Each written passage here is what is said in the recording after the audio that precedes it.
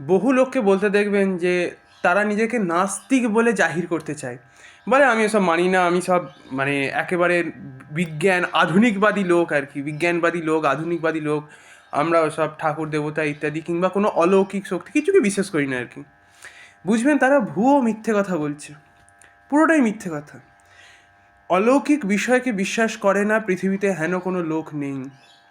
প্রত্যেকে বিশ্বাসী, 100%ই বিশ্বাসী। যারা বড় বড় কমিউনিস্ট আছে, যারা বলে যে আমরা ওসব মানি না, নাস্তিক আমরা, তারাও মিথ্যেবাদী।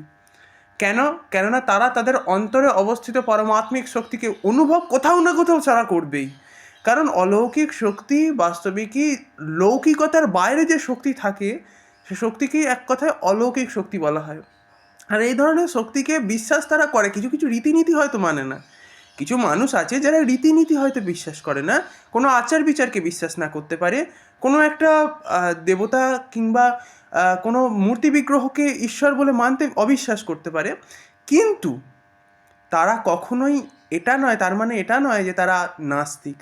নাস্তিক তারা মোটেই নয়। যদি কেউ বলে আমি নাস্তিক, তাহলে সেটা সে মিথ্যে কথা বলছে, সেটা ধরে নেওয়া উচিত।